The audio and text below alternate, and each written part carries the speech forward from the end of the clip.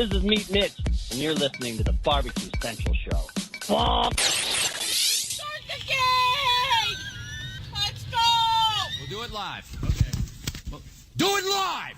I'll write it and we'll do it live! So to get that perfect barbecue, you use wood. Are you sure it's safe? Whatever. We put the lighter fluid on, strike your match, and... Oh! Should we call the fire department? That might be a good idea.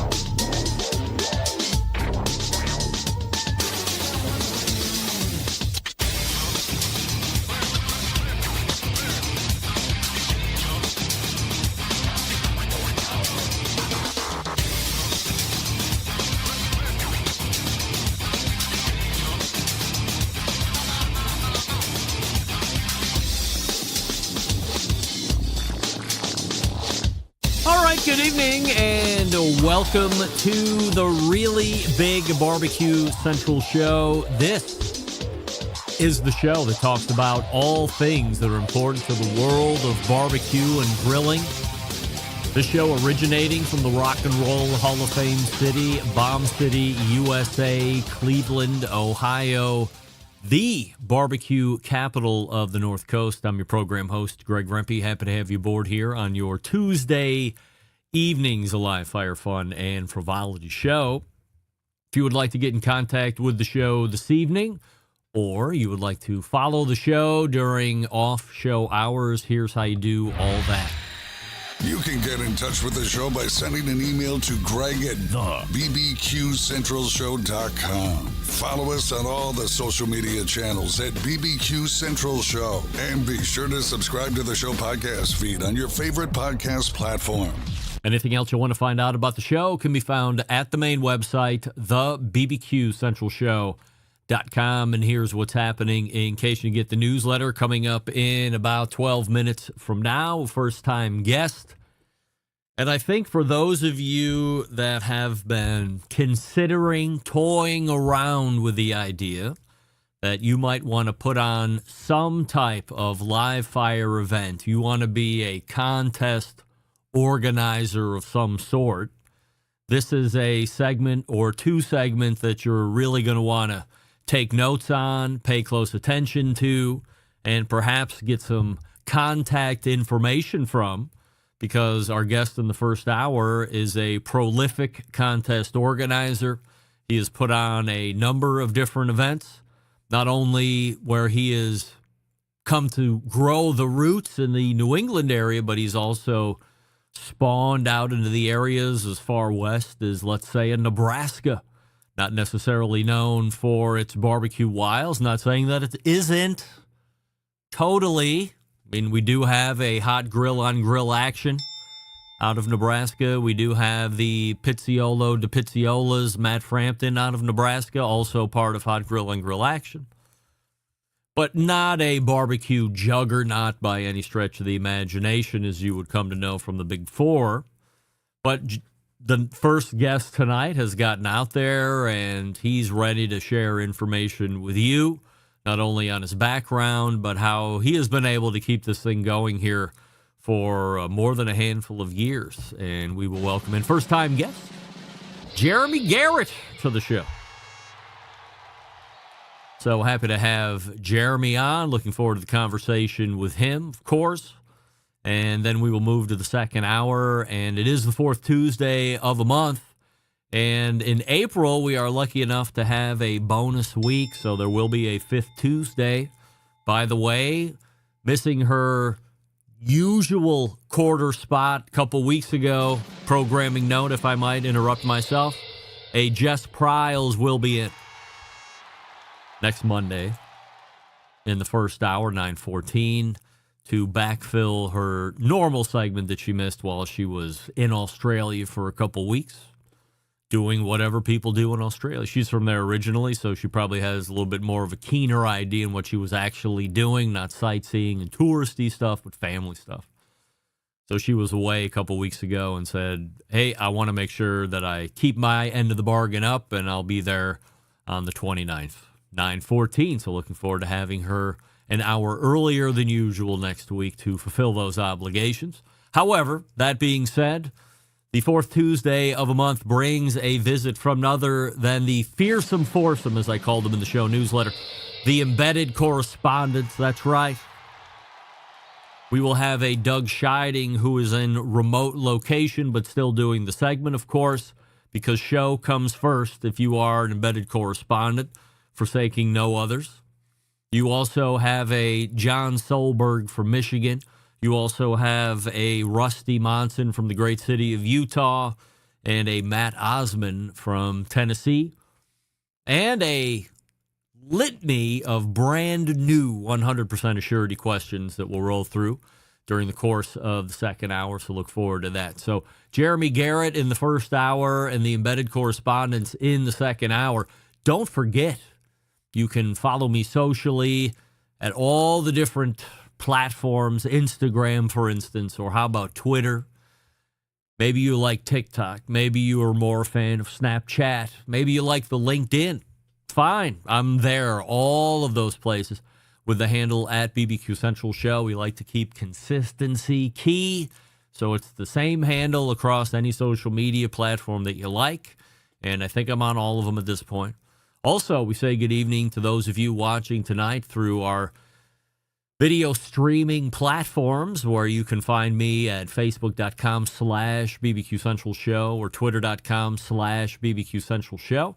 You can also watch the show on YouTube, which is youtube.com/@BBQ Central Show, where we have a new YouTube poll question of the week that we're asking everybody, including all guests.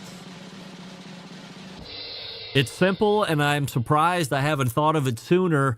Are you subscribed to the BBQ Central Show's newsletter? And currently 75% of you are saying, yes, you are. So I appreciate that. What you get from a show newsletter entails the following: showing up sometime around 5 p.m. Eastern or so every Tuesday. A, giving you a heads up on what the guests and what the topics of the show will be later on that evening. And then you have the links to all the show sponsors.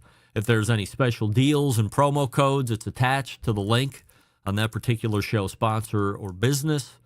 And then at around 8:55 every Tuesday evening, you get a reminder letter that the show is now on live. Make sure you tune in. You get a quick recap of who the guest rundown is going to be.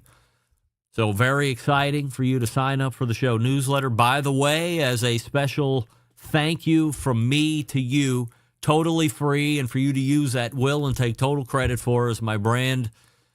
Well, it's not brand new, but it's my own homemade barbecue sauce recipe. And let me tell you, I've had plenty and plenty of human beings roll through my house over the many years I have been into this live fire business.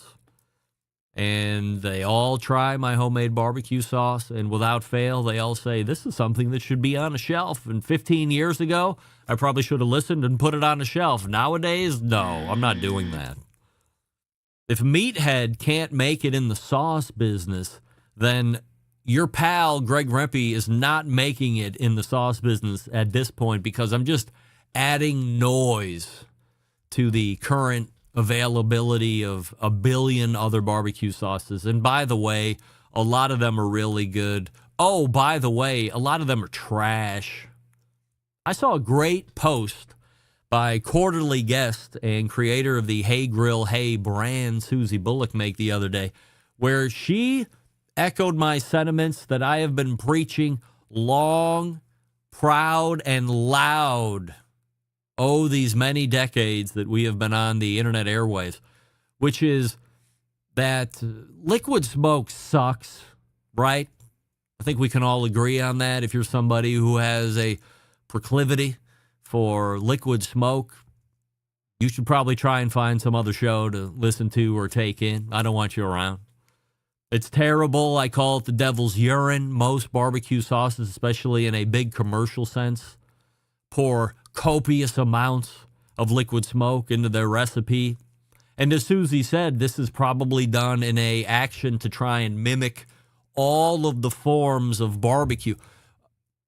Adding a sauce to a meat does not make it barbecue. In case you didn't know that, sauce has nothing to do with it. Barbecue is a way of cooking. The smoke, either from wood or from fat dripping down onto the coals, turning into smoke and perfuming the meat. That's what's making the real smoke flavor. That's what makes it real barbecue, the process of cooking. It's not liquid smoke, and you are not turning some other meat into barbecue if you're using a barbecue sauce that has a smoke flavoring in it. We have to do our best to get through this mindset, and with the help of a media maven like Susie Bullock, dare I say Triple T as well, backing her up, we can finally make this push to remove natural smoke flavor. If you look at it in the recipe or in the ingredients on the back of the bottle, anything that says natural flavor, trash, throw it out immediately. Go buy Susie's stuff. No liquid smoke there. How about a little Blues Hog? How about some Grannies? Just to name a few. There's a lot of good ones out there that don't have it.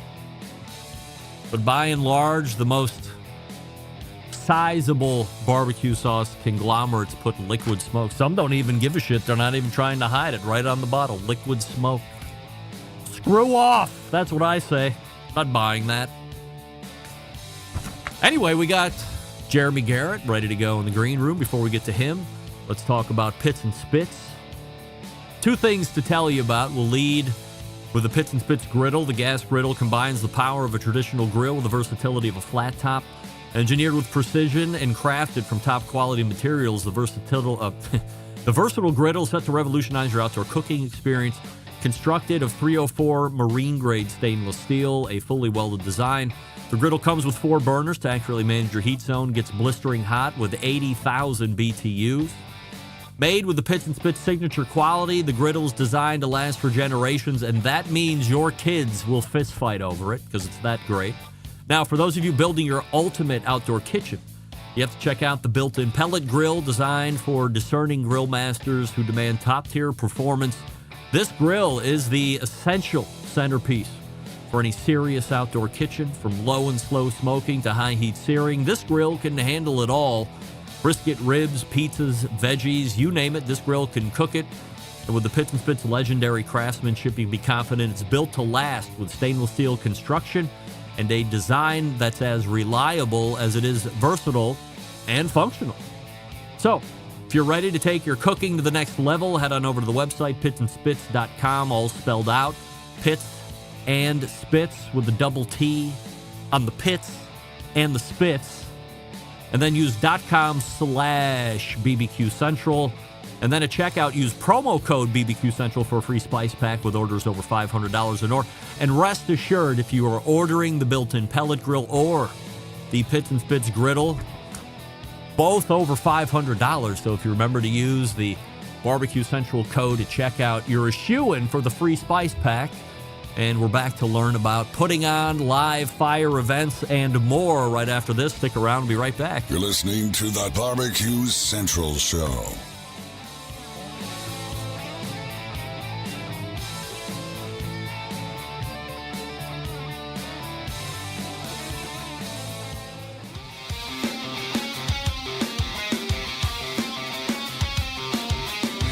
Broadcasting live from the BBQ Central Show studios in Cleveland, Ohio.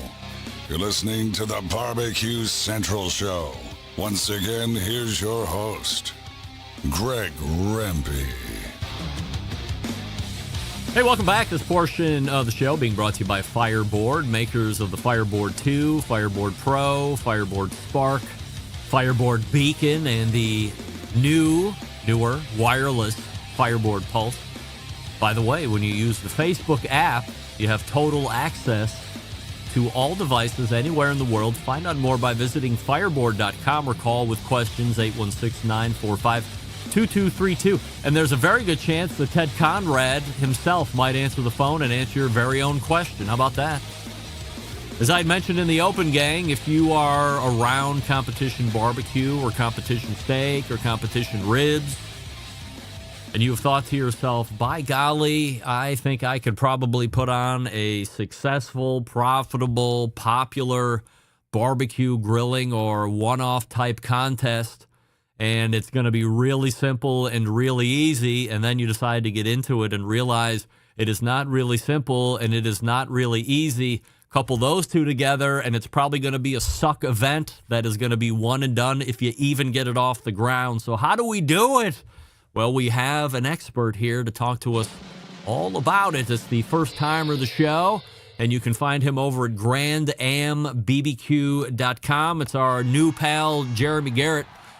Jeremy, appreciate you making time here this evening. Before we get going, we have a YouTube poll question of the week, and I'm going to put you right on the spot like I did with all my listeners on the YouTube side of things. Are you subscribed to the show newsletter, yes or no? I have not. No. I'm going to. Surprisingly, No. 31% of my Allegiant audience is also not subscribed to the show newsletter. So everybody listening here, open up another tab, go to the homepage, and immediately subscribe to the show newsletter. How dare I have 31% of people who are fans of mine not be fans of my written and creative words? Nevertheless, we'll work through that on our own off the air. Before we get into conversations about contests and your background in live fire, Jeremy, how about a little professional background on you, where you grew up, where you live now, and what you might do for a living? Sure. So I'm an Okie. Grew up on a farm with not a whole lot of people. We are actually the smallest graduating class when I graduated in Oklahoma. So I'm from BFE and beyond.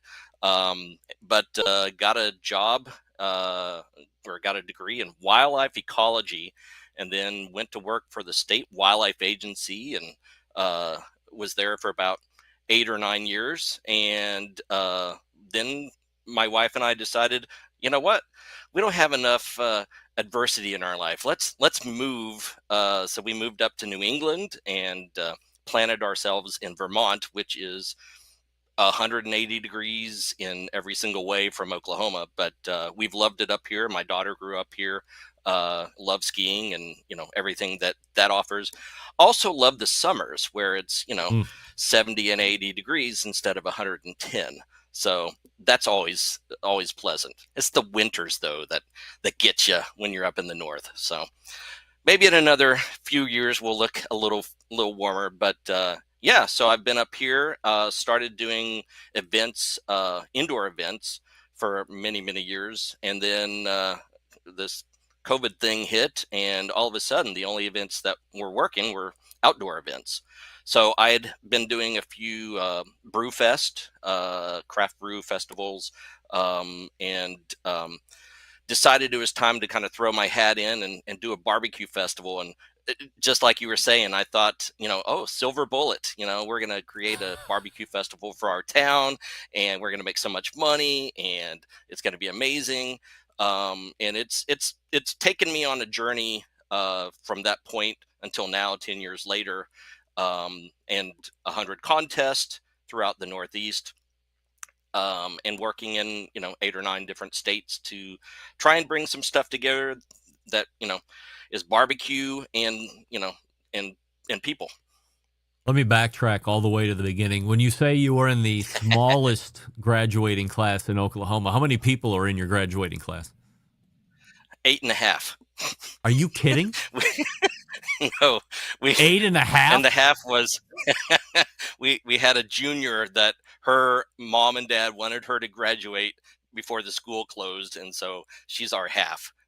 So she was a junior that actually graduated, got enough credits, and was able to graduate with us. So technically 9.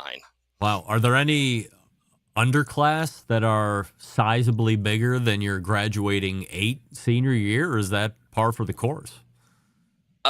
We actually had, I think 3 years behind me was a class of 2, and that was pretty funny because they were both valedictorian and salutatorian, and they were They had awful grades, but they were the Yeah. only two. So, even smaller than us, but the school closed by that point, and they, kind of just divvied them up among the rest of the local communities.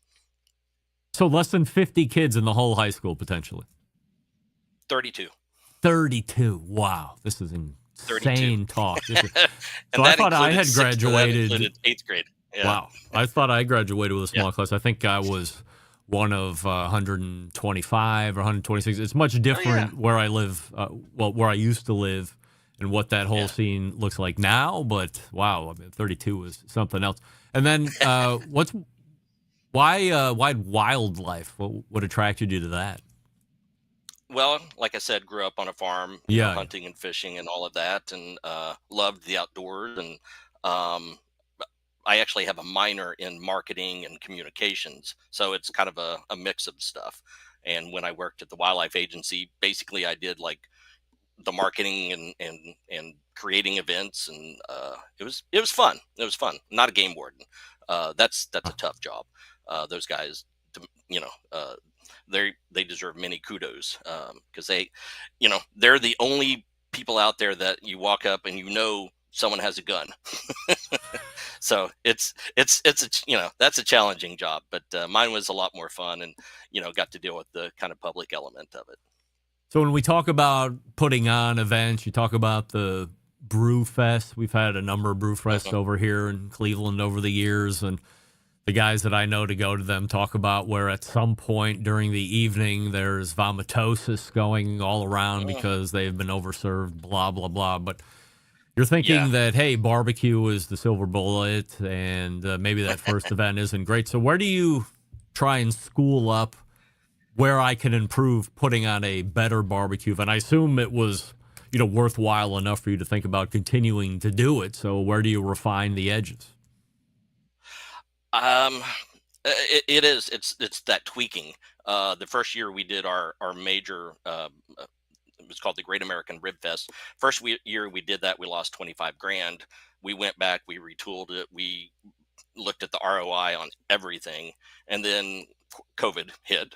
But then we brought it back in 2022, and it had been off for a couple of years. So there was a hunger and desire for that type of event, and that event made 70,000. So it wiped out the debt from the first one, and then we moved on to the second one. But everything has kind of changed with COVID. People's expectations have changed. It used to be people would plan out months in advance. Now it's literally days in advance that they plan to do live events. And it's very frustrating as an organizer because you would like to sell all those tickets way ahead of time, but that's the new normal, How can you bring, let me re-ask this because you said COVID hit. So when you put it on the first time and it's a $25,000 loser, if COVID didn't hit, we're talking hypothetically here, obviously, were you going to try and bring it right back the next year? Or would it have been done? I would have probably tried it one more time, but I wouldn't have. What COVID did for my company was it allowed me to sit down, sit in my feelings for a moment and look at everything across the board. Not do things because it was expected of me, but do things because it made financial sense. And that's a learning process. I'm still learning it 15 years, 20 years into my event management career. It's always a process. So probably the next year I would have lost another 20, 25K. And then it would have been done. And then I would have been done. So my wife would have said, let's not do that anymore. So where are you coming up with money to lose? Like, how could you do that more than one time? Well, you get investors, or actually, I think my mom helped me. So Your mom gave you money? She gave me money. Yeah, Wow. She was very generous. Best mom ever. But she said, I expect this back. So I did pay her back when we made the money. So it was all good. Wow. All right. Well, that's a bit of financial But yeah, normally there. that's normally where like sponsors would come in, right? So sponsors carry a huge load, But again, everything has changed after COVID. We don't see as many cash sponsorships. We see a lot of in-kind, trade, product, that sort of things. Like a lot of our barbecue teams are actually sponsored, but that doesn't mean a cash sponsorship. It Yeah. might mean a discount on product or whatever. And that's kind of what we've seen on the event side as well. It's hard to get cash. It's easier to get product or trade or services. So we're many years away from the whole pandemic at this point. How come businesses haven't turned back to cash? I mean, why would you? If it's working, and you don't have to outlay a bunch of cash, then why would you? It's easier. It's always easier, to go, Home Depot and say, all right, you want some buckets, or you want, this or whatever. That's easy. Giving you, $2,500 cash out of their pocket. That's harder. It just is. How does it make it harder for you as a event organizer to not have the cash and more or less working with what they're offering you and making that work? Well, my partner and I, we kind of see it. Oh my God. Fucking computer's going to shut down. Oh. No, I did. Okay, we're here. I thought my computer was going to pull a fast one on me and crash here, but looks like the internet just froze. So I'll have to go back and editing out my swearing. Sorry about that. Your partner and you were, and then we froze. Yeah, basically money that we're not paying out is money that's still in, if that makes sense. It's not money. If we don't have to spend it, then it's still in our budget and we can use it for something else. When you look at when you started putting on events, minus what we had just talked about, how has this particular organizing landscape changed over the years that you've been in it? So barbecue competitions, I've been doing this right at 10 years now. And most of my competitions are in New England, the Northeast. And we saw a ton of competitions. For example, Massachusetts had 5 or 6. New York had 8 or 9 or 10. They actually had a whole series that you added up the points for all the contests in New York. There were tons and tons of contests, but there were also tons and tons of participating teams competing. And I think a lot of that was kind of, the barbecue pitmasters hit, and then everyone's like, that's really fun. That's cool. I want to try that. And, what I've seen post-COVID is people are like, you know what? I've found better things to do with my time or my money or whatever. The people that are doing competition barbecue now really love competition barbecue. They're not, they're out to win. They're not out to get last place or just to show up. They are out to try and win and do whatever it takes to make themselves winners. Is NEB still a thing? It is. It's now called the Northeast Barbecue Society. They still sanction some smaller events in New England. They also do trainings, which is really great. They can do a couple of events. That was actually the very first contest I ever went to, was called the Snowshoe. It was in mid-March, and there was snow on the ground. And I think I was telling you in a separate conversation, the very first team I rolled up to and shook his hand, Bill Gillespie from Smokin' Hogs, a 2-time world champion. Yep. And this must have been right after he had won. I can't remember if it was the Jack or the Royal, whichever one he won last, but that was like in 2014. So it must have been right after that I met him. And, he's now one of my dearest and oldest friends in the industry. We all call him the godfather of New England barbecue. He's just there to help. And he's as excited to see a new team win, that he's, especially those that he's, done trainings or classes for. He's just as excited to see them win as him win. But just a most gracious guy, a really, really wonderful guy. And he got me started. He said, all right, you need to talk to these people. Here's the stuff you need to do. And when I have a question, I will I'll send him a email message or whatever, text message, and say, "Hey, Bill, can you help me with this?" And he will respond right away and help me out. He's always been great about that. You can And there's count on so many him great. to attend your events Absolutely. too. Oh yeah, yeah. It's funny because he attended. I do what's called the Campground Barbecue Series, and it's events that are all held at campgrounds. And so generally we do 5 or 6 weekends in 4 or 5 different states. And so we were doing this for about 3 or 4 years, and it was very funny. It was a Friday night, and I said, Bill, we've known each other for about 4 or 5 years now, and you've never won any of my competitions. I thought you were a world champion. I thought you were pretty good. And he took it as a challenge, and we had actually a Saturday contest and a Sunday contest. He won them both. He was like, it was a punctuation to say that he could still bring it when he needed to. So every now and then, I will, when we were at the Royal, I was like, Bill, you're a 2-time world champion. Let's go. You got this thing. And, he didn't win, but one of our other teams in the Northeast did win this past year. So, again, we were all just so happy to see our local teams in the Northeast and New England win. So I want to have a separate conversation here this evening about actually putting on an event, kind of listing out best steps, practices, insider information, blah, blah, blah. But let me circle back to the Campground Barbecue Series. Why specifically would you be setting up a barbecue series that's focused around campgrounds? Where's the win? The win is easy. If you have to plan an event out in a field or a parking lot, you got to bring in electric, which means generators. It means diesel. It means electric lines. You got to have boxes. You've got to have all the cords, and that's hopefully to keep everyone happy, and someone doesn't plug one thing too many in there and it blows the whole fuse system.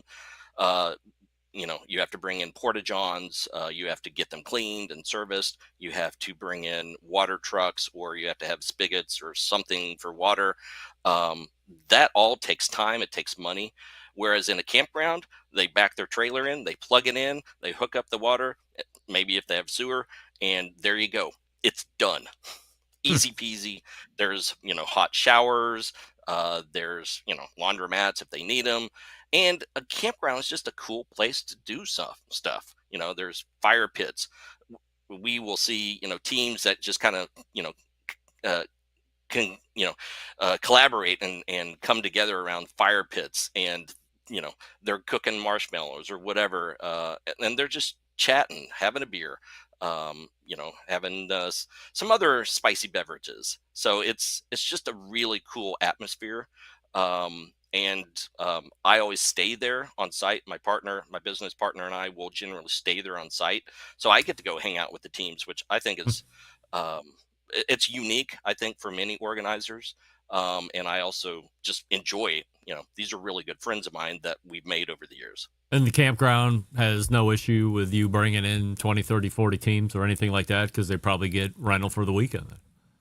Exactly. And generally we target kind of the slow season, the off season. So all of our contests are generally in the spring, early spring, or late fall. So it's for the Northeast, basically from Memorial Day to Labor Day is your season. So we kind of stay on the other sides of those, and we're selling out the campground for them. So it's extra money they never had.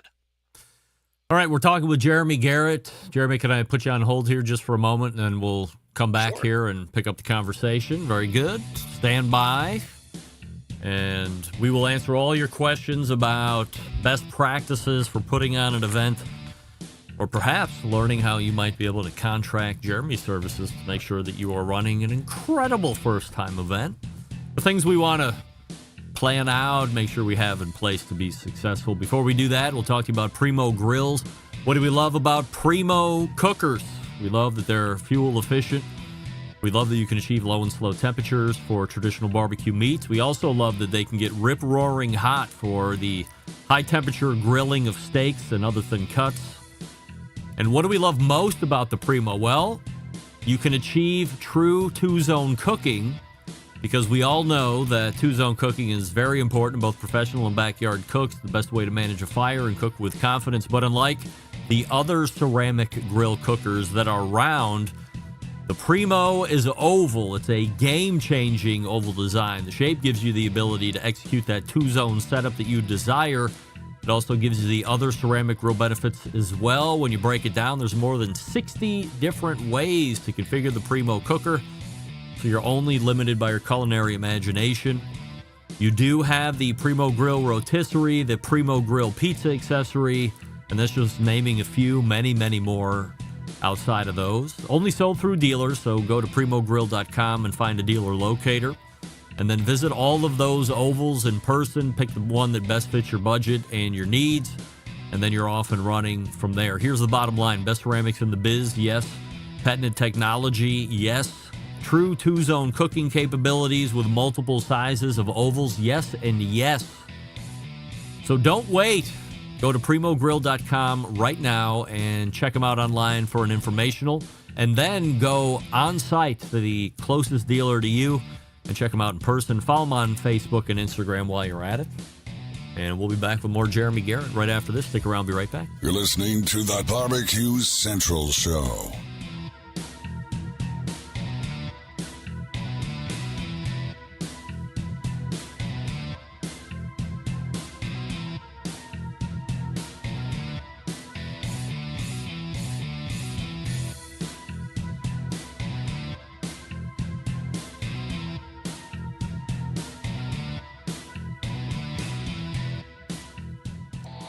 Howard Stern, Jim Rome, Dan Patrick, and Greg Rempe. The Mountain Rushmore of talk show entertainment. Now, let's get back to the BBQ Central Show.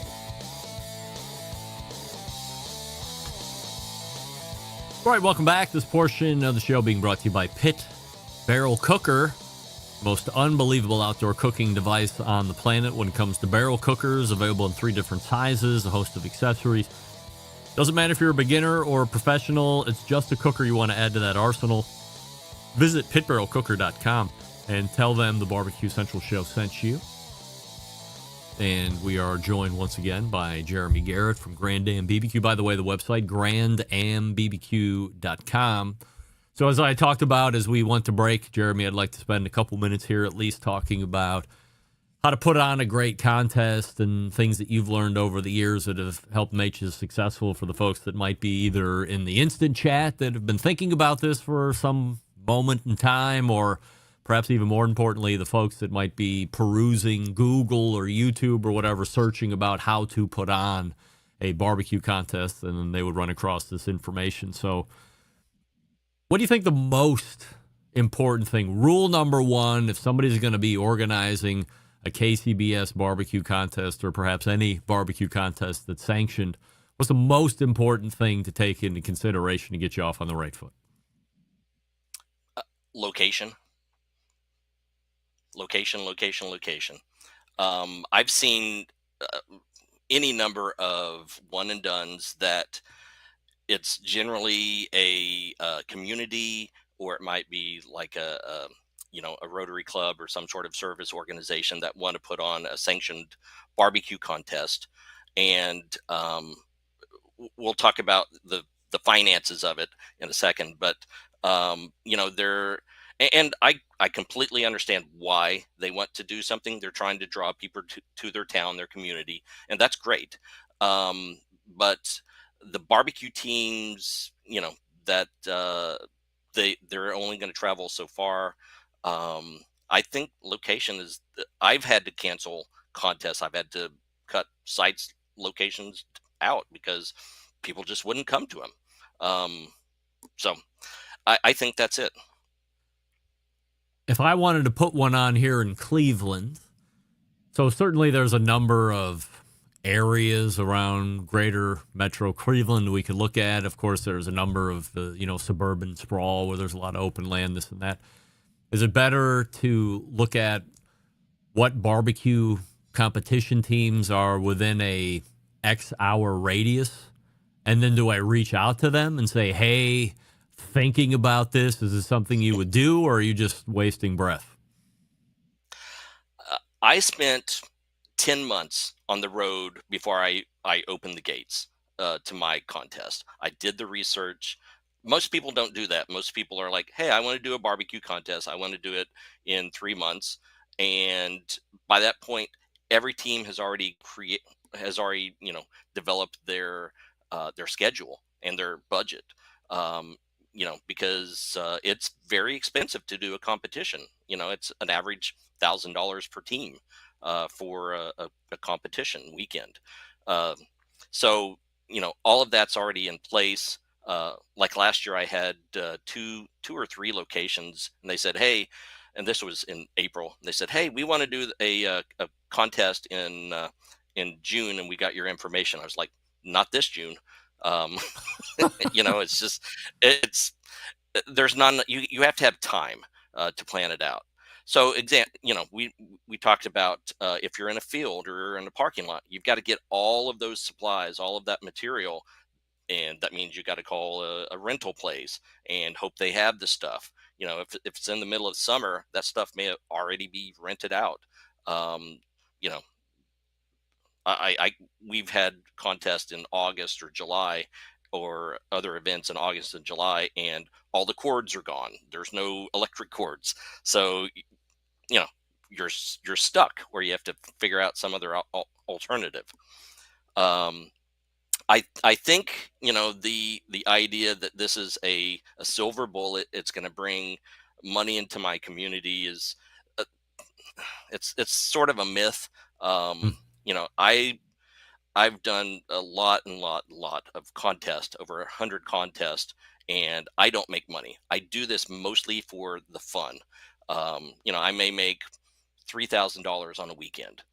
That's my profit. So if I'm trying to service a community organization, it's a lot of work for $3,000. I've heard a lot of, so if we're talking about myths, I always hear about the organization or the event is going to benefit XYZ charity. You talked about the Rotary Club where, maybe they're trying to generate funds back to the Rotary Club. And then the end, and I've talked to a number of promoters over the show's lifetime, and they've all said more or less to a man or woman, you got to figure out how you can get that charity paid first, whatever you have told them that you're going to give them, you got to find a way to make that number happen up front. And then if it all falls apart after that, then that's on you. You're going to have to figure out how to get better at that the next time, or you're just not going to do it anymore. But if you short the charity on the first end of that, then this is not going to go anywhere after this. And oh, by the way, that charity is going to be pissed at you. Yeah. I haven't worked with a ton of charities. I've had charities contact me for that type of work. What I've cautioned them, I've said, don't do a sanctioned contest. Just bring in, some food trucks and do a little mini festival in your town. Barbecue and beer. It's very simple. Bring in a local brewery, or have the Elks Club. Be the have it at an Elks Club. And they can serve the alcohol, and you bring in some food trucks or something like that. That would be a better use of time and funding than trying to put on a really large barbecue competition, a sanctioned barbecue competition. When do you know if you have a winner of an event? Is it like year one, the thing makes money and you're off and running, or does it just feel good the first year and it's going to take 2, 3, 4 times at this to really make it something that's sustainable? Kind of what the rule of thumb is. The first year you lose a little money, second year you break even, third year you start growing. But money's tight. If you could actually make a profit on year one, you've got something. You really do. And just tweak it, make it a little better. Find out, how to, find out what the next thing you want to add to it. that's, you want people to come and say, oh, I remember some of this, but oh, that's new. You don't want it to be the same event, the same bands, the same lineup year after year after year. You have to, differentiate. You have to bring something new to the party. So you've done 100 events.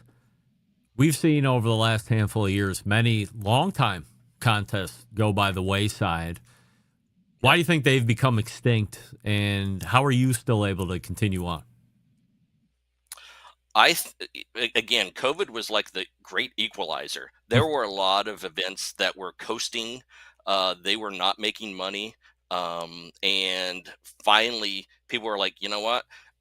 We just realized we didn't spend this money and lose this money, and we didn't, expend all this effort into it. Let's not do it. I think honestly, that's what we saw happen was a lot of contests, a lot of festivals, a lot of public events. That's what happened. Is COVID was the great equalizer, and yeah, I don't. The reason I was able to kind of shoehorn my way through is, I don't have a large team that I have to pay. It's me and my buddy, and we go and do most of this stuff ourselves. Even for our festivals, we bring in a couple of folks to kind of help us out, and but we don't have a huge team of 30, 40, 50 people to put on events. So there's not much overhead. It's fairly inexpensive for us to go do some things. And I think a lot of it is just knowing, for example, knowing the teams. And if I ever need the teams to do something for me, I can ask them. Like, for example, we've got we're going to do something called the Wicked Wings Brew Fest. So it's chicken wings and beer. And so I've asked some of my barbecue teams, hey, can you cook me 1,000 chicken wings? And they're like, yeah, I can do that. Wow. So, it's those sorts of things where I can go to them and, we'll pay them a stipend or whatever it is, but they're happy to help me out. And I know they're going to create great product. What events are you doing over the course of this year? So I've got a pretty full schedule. The campground series, we just started last weekend in Connecticut. We actually had 5 world champions with us. It was pretty awesome. Brad Leininger, who is currently the team of the year contender, he's just slaying it out on the field. Yeah. He won day one very handily by like 13 points, which is a lot in a barbecue competition. Oh yeah. Day two, he came in second at 707, and we had one of our other world champions, Urkel with Uncle Pigs, had a 709. And 720 is the, I guess, the perfect score in KCBS scoring. So just amazing scores. And so we'll start from there. I've got 5 more weekends in the campground series. And then starting into the summer, we've got our big one. It's called the Grand Am. It's the Grand American Barbecue World Championship. It's our inaugural event. And basically it's a barbecue competition, and it's a barbecue festival. So the festival's, for the local people. And then the competition is, we've decided kind of after, 10 years of doing contests, we really wanted to have a world championship placed in the Northeast. And also we've seen the Northeast teams really stepping it up in the past couple of years. We've got Jack winners. We've got Team of the Year winners. We've got, just this past year, Chunky Barbecue took Team of the Year and the Open at the American Royal. So we've got really great teams in the Northeast, and we're really excited. So far, we've got about, I think, 34 teams coming on Saturday, which is our invitational. You have to have won a grand or reserve grand at a sanctioned 3 or 4 meet contest to be eligible. So that it opens it up a little bit. We're actually doing an agreement with Memphis in May, which is a 3 meet competition. Of course, KCBS teams, Florida Barbecue. We're trying to get CBA. Some other leagues to come in. But basically, we will honor if you've got a sanctioned or you've got a qualifying grand or reserve from a sanctioned contest. We will honor that and bring you in on Saturday for our invitational, and then on Sunday, all of the teams will stick around on Saturday, and then they're going to compete again on Sunday for what is a New York State Championship. And right now, there's two sanctioned contests in New York, so you have a 50-50 shot at getting a draw into the Jack Daniels.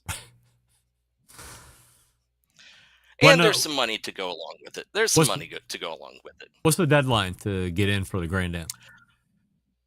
So May 31st. So we've still got a little time. Like I said, we've got 34, and we'll have 45 teams right now. So we're expecting to hit probably 50 teams in the invitational, and 70 on Sunday for the Open. So biggest competition we've seen in the Northeast, and we've got a $50,000 purse on Saturday, and then a $15,000 purse on Sunday. So 65 grand for the whole weekend. So we've got teams coming up from Texas, Colorado, obviously from the Northeast, and then from the Southeast as well. So we're really excited. It's a really high quality caliber of folks that are coming in for it. Where's the event being held at? It's in Port Jervis, New York, which is actually right on the corner of New York, New Jersey, and Pennsylvania. It's about 45 minutes to an hour west of Scranton, Wilkes-Barre. East, and then about 90 minutes west of Newark. So not in New York City at all. Completely outside of the Grand Am, do you do any other events like stake contests or single meet contests or anything like that? Yeah, most I don't do stake, but I do a ton of the one meet contest.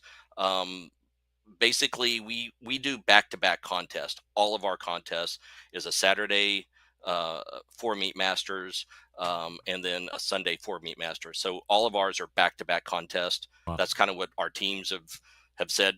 I'm already there. I traveled there. It took me 8, 9, 10 hours to get there. Let's just do it.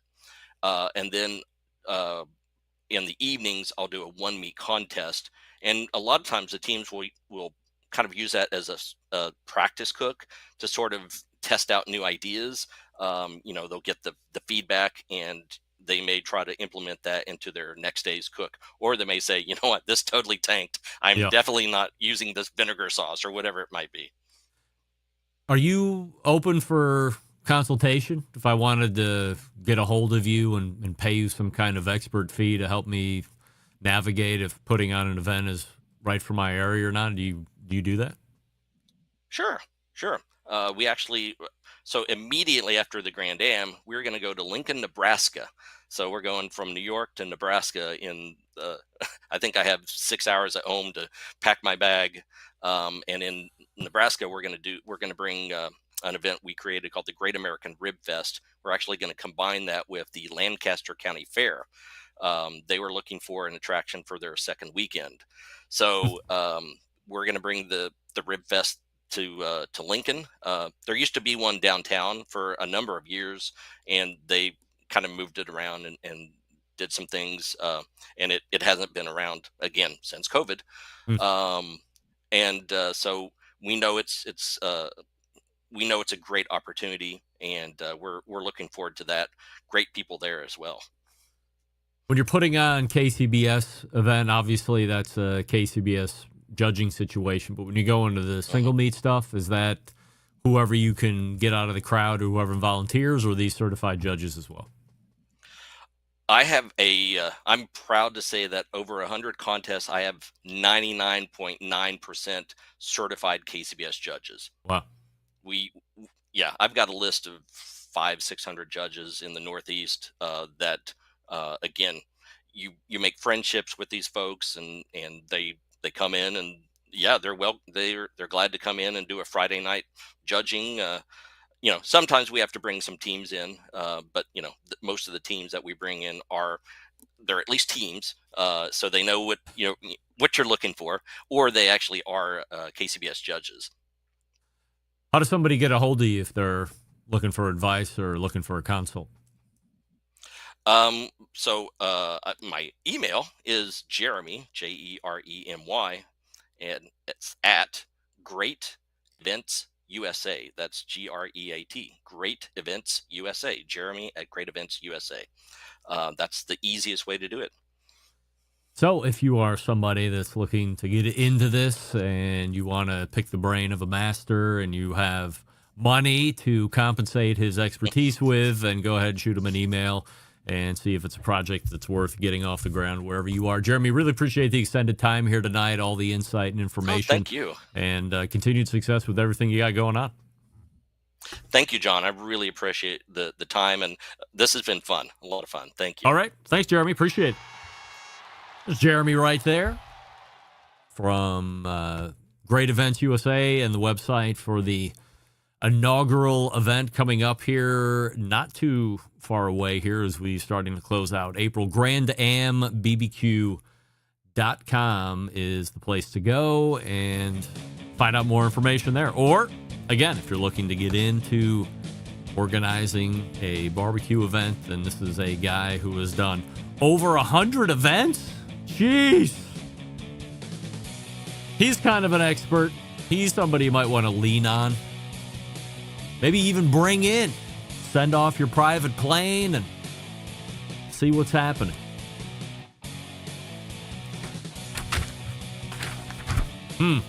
Hey, before we close up the first hour, Big Papa Smokers is celebrating 15 years of helping both backyard warriors and competition pros bring home the grand championship. Whether you're prepping for your next comp or just firing up the grill in the backyard, Big Papa's award-winning rubs like Sweet Money, competition brisket and steak, cash cow, cattle prot have the bold flavors to take your barbecue to the next level. And for a limited time, they have brought back a fan favorite, Cucaracha, the extra kick you've been craving. Barbecue Central Show listeners, you can save on shipping to the tune of free shipping when you use promo code BBQ Central 25 at checkout. That's BBQ Central 25 all together.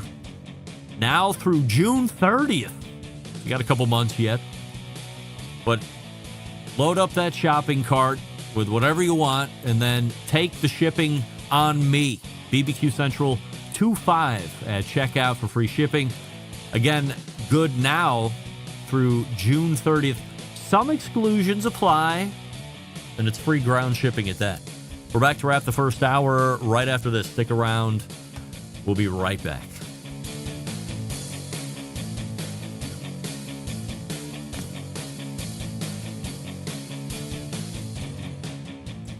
Continuing to produce incredibly mediocre content in an exceptionally professional way.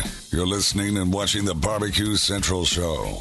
Once again, here's your host, Greg Rempe. And we thank Jeremy Garrett for joining us last segment. Trust me, the messages have been coming in fast and furious during the Barbecue Central Show read. Hey, that guy just called you John. Oh, it was a mistake. It's tough trying to get out of an interview. Sometimes you feel obligated to keep the pleasantries rolling instead of just saying, hey, thanks for having me. And then you throw a wrong name in there and everybody's there. He just called you John. Did he say John? Is your name John? No. It's fine. It's fine. Everything's fine. All right, we are getting ready to move to the second hour where we will have a visit from not only one nor three, but four embedded correspondents as we move into that 10 past the first hour. Let me try that again. As we move in that 10 past the second hour. Also, just for audio dynamics, I'm going to bring in the Electra voice for the second hour, and we're going to compare what the fidelity sounds like, what the audio replication sounds like compared to the Sennheiser. Why not? I can do it. It's right here. All right, so refresh your libations. You're listening and watching the BBQ Central Show, and we'll be back right after this. Hang on.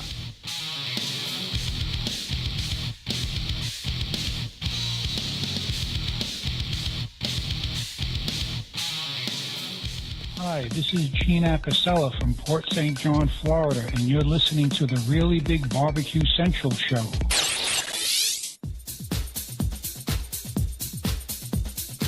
Happy to have you aboard here for the Really Big BBQ Show. We cook because we have to, and we grill because we want to. Hit me! Fine, how's it going? You have a great show. I'm a big fan. Boing. So what seems to be the problem here? This man looks like he's dead, and he's in the crackle. Charbono! It's all about the Charbono, dude! Succulent fish. What? He ate 2 feet for wieners. Oh, listen, Lavernius, shake your face. I'm shaking like a dog shit peach seeds. We have top men working on it right now. Top men.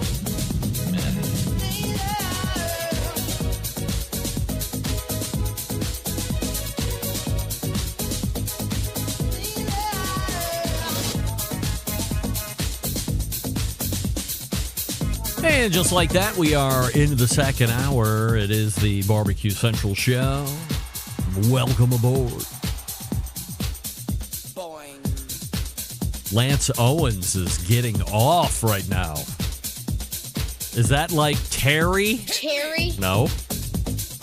Terry and John do not sound anything alike. Boing. If I move back to this microphone, which I might, I'm hearing it in my ears, and I hear succulence abound. Plus, looks like it might be a little hotter. I might have to trim it up a little bit. Knock it down one.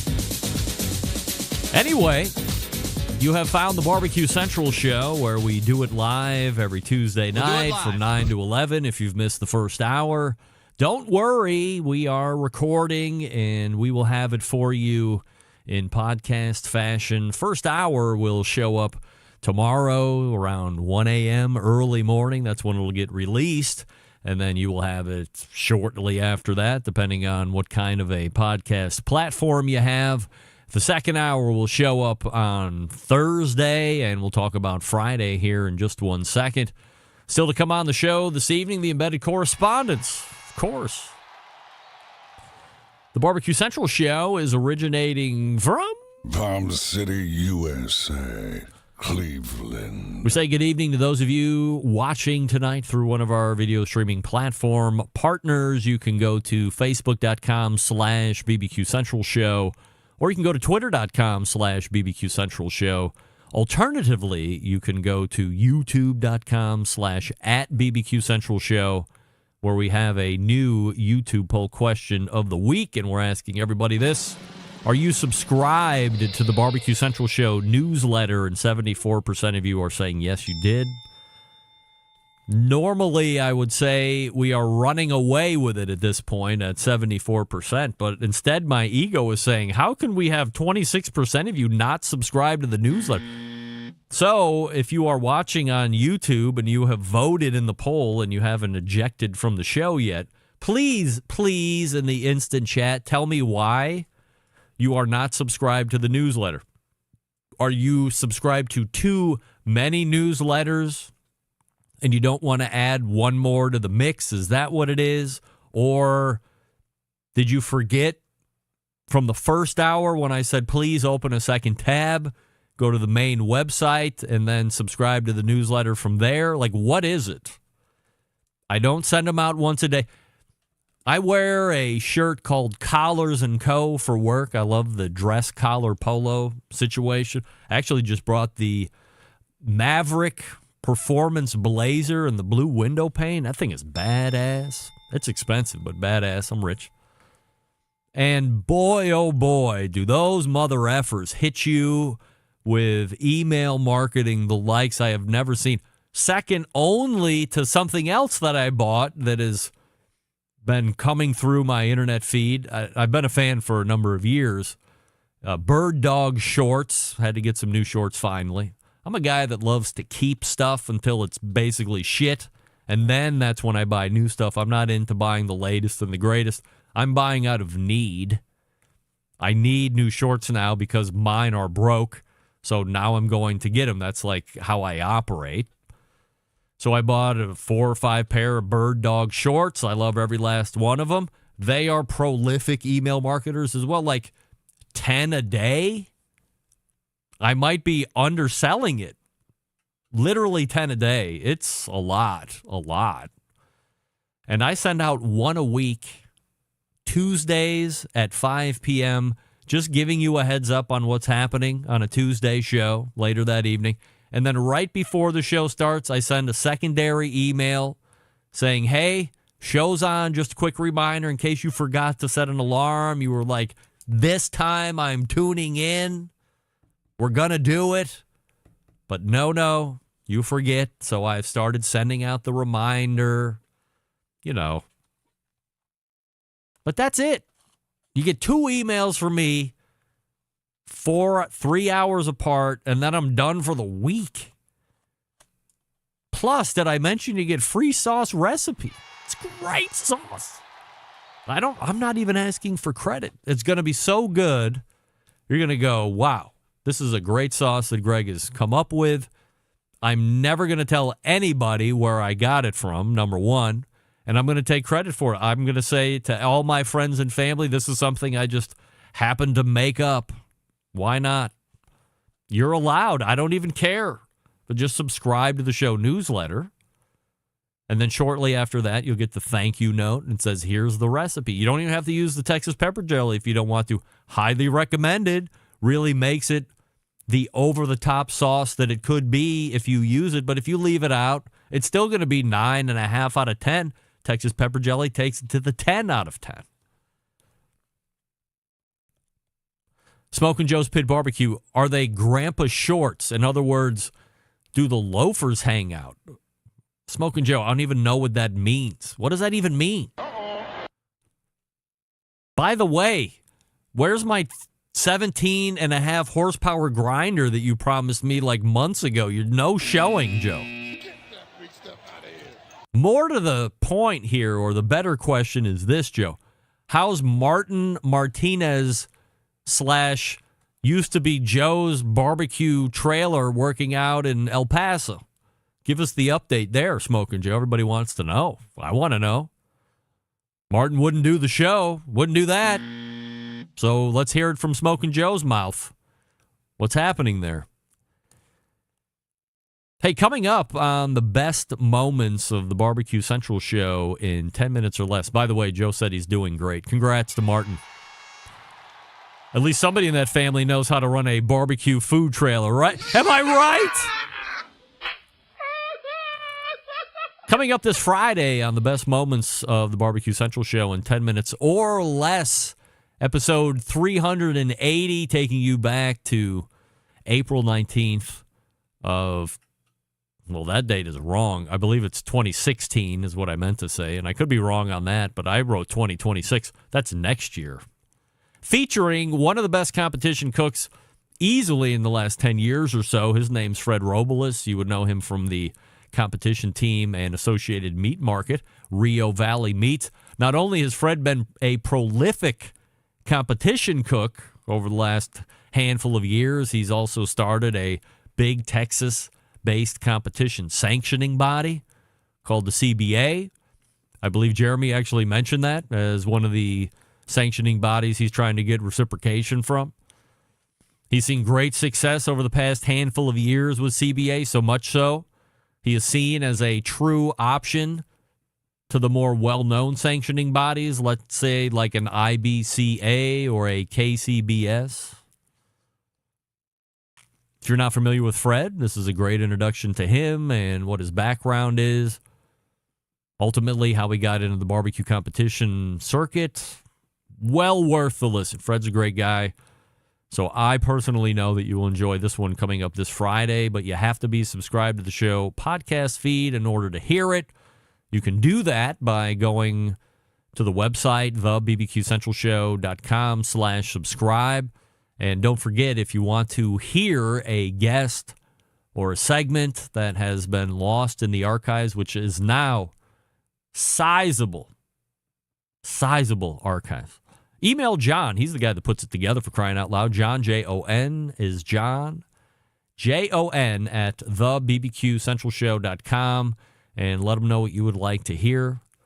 He will, of course, do his best to meet your expectation.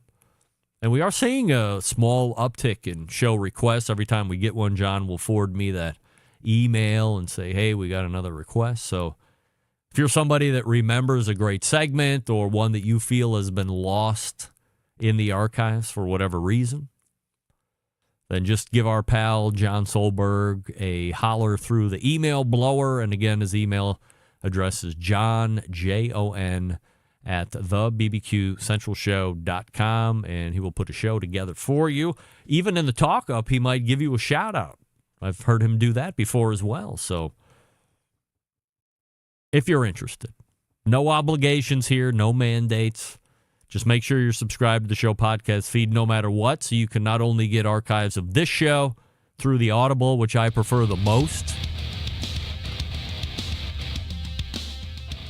but then you also get the best of on Friday, and this will be episode 380. Quickly approaching 400 episodes. It's got to be the second longest running barbecue podcast ever, aside from mine.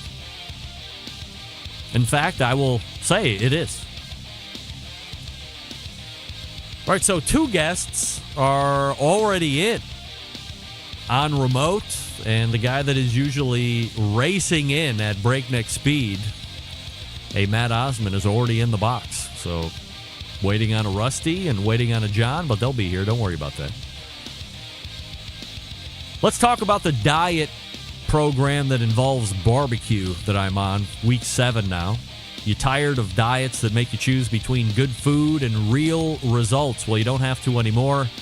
David McDowell has cracked the code. His personalized fat loss coaching for barbecue lovers lets you eat the food you love. For instance, ribs and brisket and wings.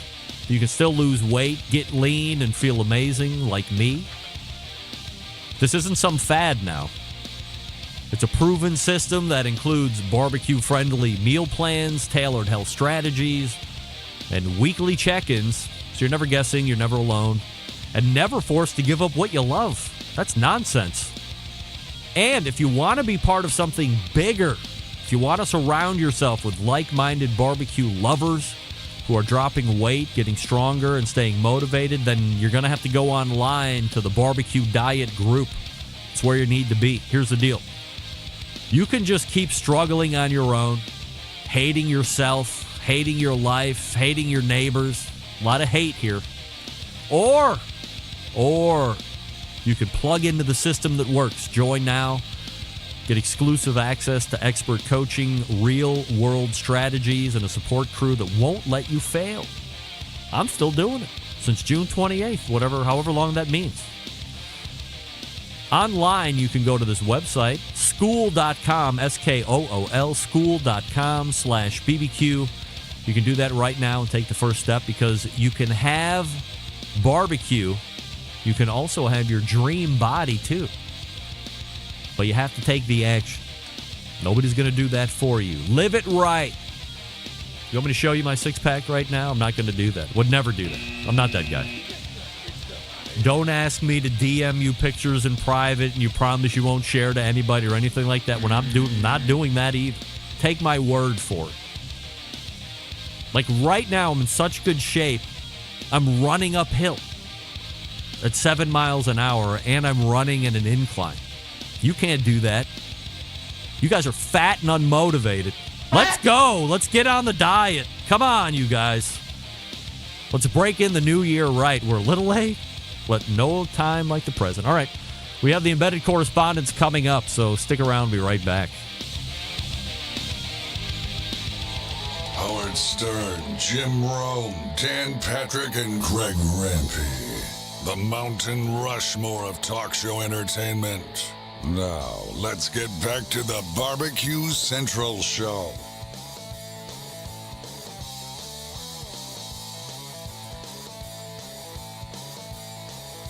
Gang, I got me one of those really bad feelings. Really bad. However, this portion of the show is brought to you by McAuliffe Cigars, where each blend is a chapter and a grand tale of craftsmanship and passion. The Color Series portfolio has grown by one since last weekend, so now purple is in line. Can't wait to talk to Amanda McAuliffe about that. You visit McAuliffeCigars.com, MICALLEF cigars.com. Use the locator to find a retailer nearest you. By the way, I do want to mention Steve Mitchell. I got your email, and I will be sending sample cigars, both the Herencia and the... What was the other one that I got? I got the Herencia Habano. Oh, the McAuliffe A. Delicious, by the way, both of them. So I'll send you a sample of each, Steve. Hopefully I'll try and do that by this week. But you know me and shipping, it doesn't work out very good. But I'm going to try really hard, Steve. Just know that I have the email, and that means it's not forgotten. If I would have deleted it, for sure it would have been forgotten, but don't worry about it. All right, I'm vamping enough. We have 50% to get going. Joining me now in the fourth Tuesday of the month, as they normally do in the second hour, are the embedded correspondents. However, we do look a little light this evening, guys. As you can tell, we have a Doug Scheiding from Texas, our longest-running embedded correspondent, just to the right of me. And then to the right of Doug, there is nobody. And to the bottom of me, there is nobody. But to the right of nobody on the bottom is Matt Osman from Tennessee. Or as I would say, the two smartest embedded correspondents that I have in my stable have also arrived here this evening, and nobody can dispute that because it's just you two guys, and I know you guys aren't going to dispute that. So before we get into the 100% Assurity picks here this evening, we have a YouTube poll question of the week that we're asking everybody, and it is simply this. Are you subscribed to the BBQ Central Show's newsletter? Doug, yes or no? Yes, I am. Yes, all right. And Matt, are you subscribed to the show newsletter? 100% yes. Yes, all right. So that's 100% of my ECs that are currently on the show this evening. However, it's a 68% overall yes on the YouTube voting public, which is shrinking off of the 70-plus that I had not only just a few moments ago. So 32% of my audience not subscribed to the show newsletter, which I think is a travesty because it's continuing to grow up closer to 40%, which I couldn't possibly take if we hit 40%. So we're going to hope against it through the rest of the second hour here. I'm not sure where John is. I'm not sure where Rusty is. I did not send out a warning email saying, hey, we're coming up to the fourth Tuesday. For some reason, I think maybe they think it's next week because that's the last Tuesday, but it's never the last Tuesday. It's always the fourth Tuesday of the month, so we'll see what happens. Anyway, we have a... Second. I'm sorry? Is this the second time that it's been Dougie and I? I don't know. Is that the case? Has it been just you and Doug at one point before this? Oh, I think when it was there was the problem with the login with the vMix. All right, yeah. Doug. So do me a quick favor. Tap on your microphone real quick. Right. Yeah. No. Do it again. No, it's not picking up. Oh, okay. So go ahead and do your rechecks there real quick, and obviously make sure the power button is switched up. Hello.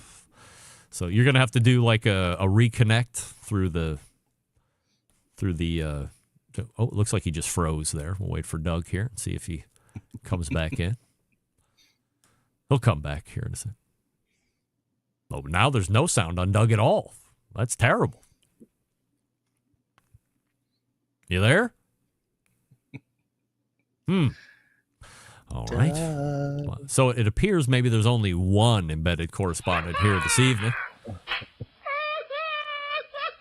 Though I do appreciate the fact that Doug has gone out of his way to make himself available wherever Shields corporate is. Is that in a North Dakota or something? Doug, how about now?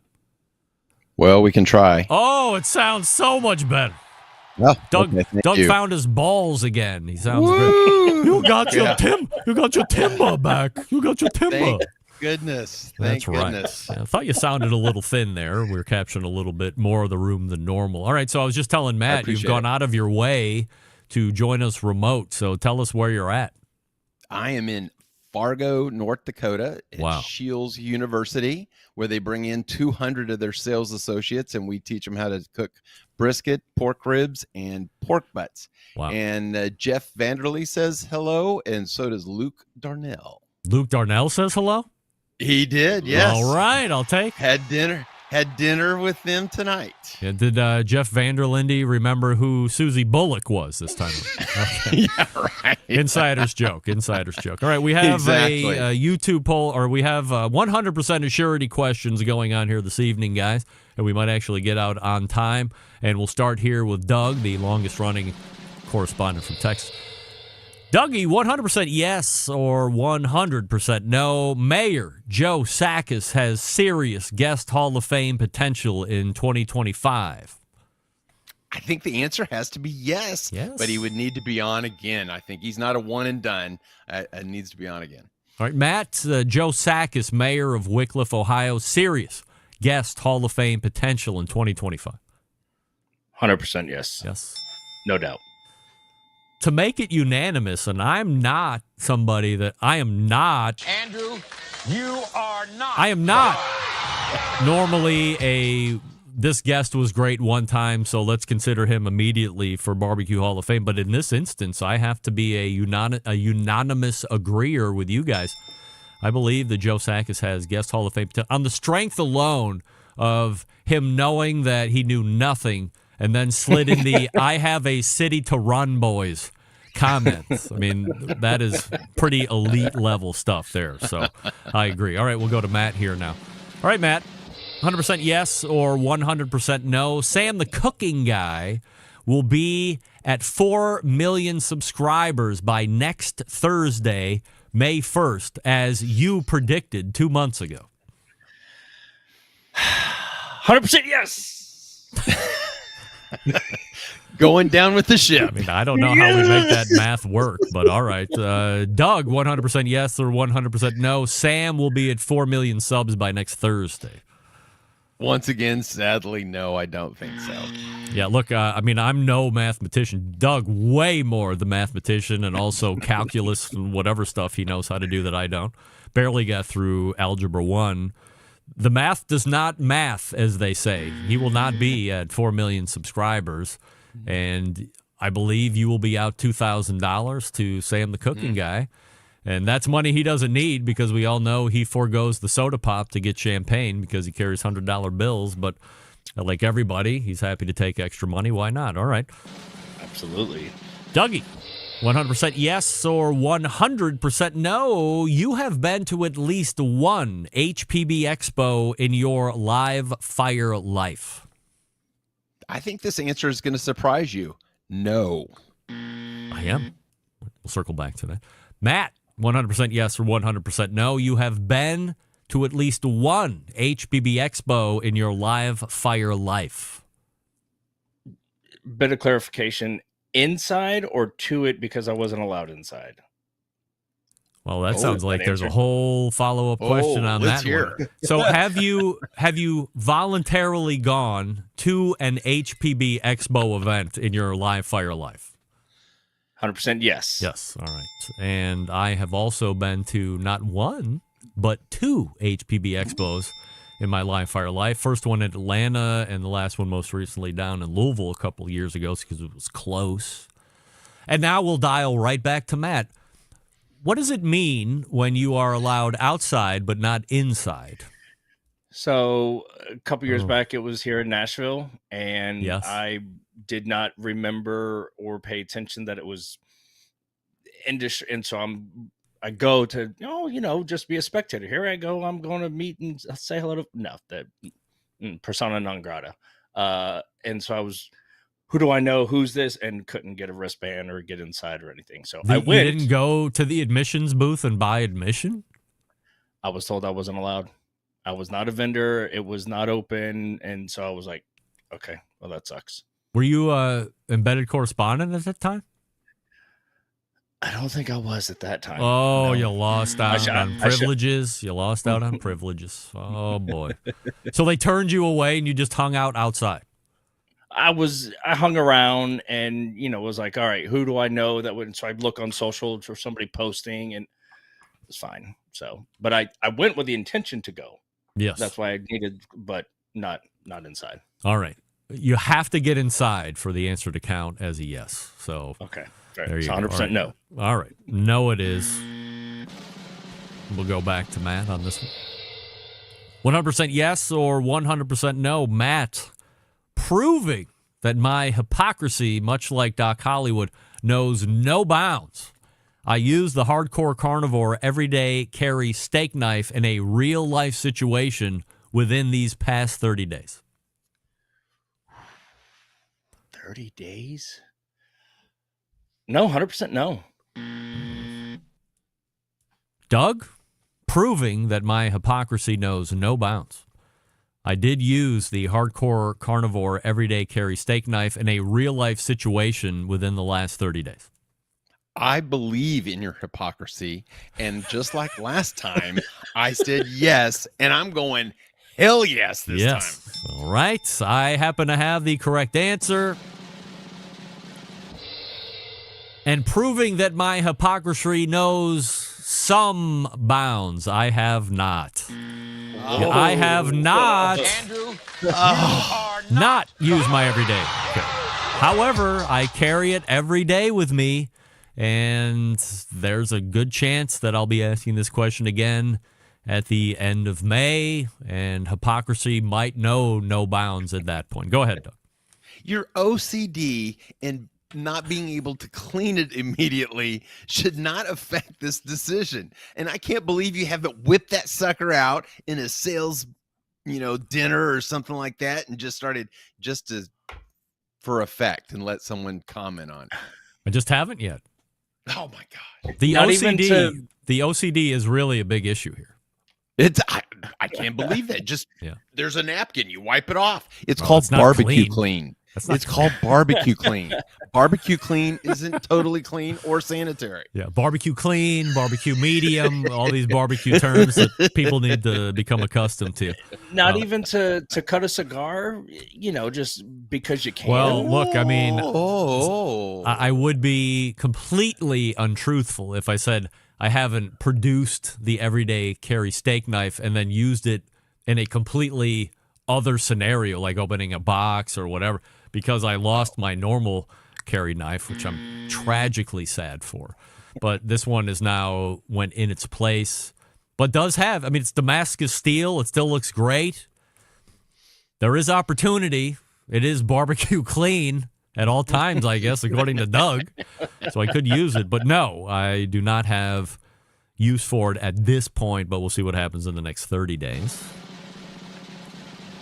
All right, we'll go back to Doug here.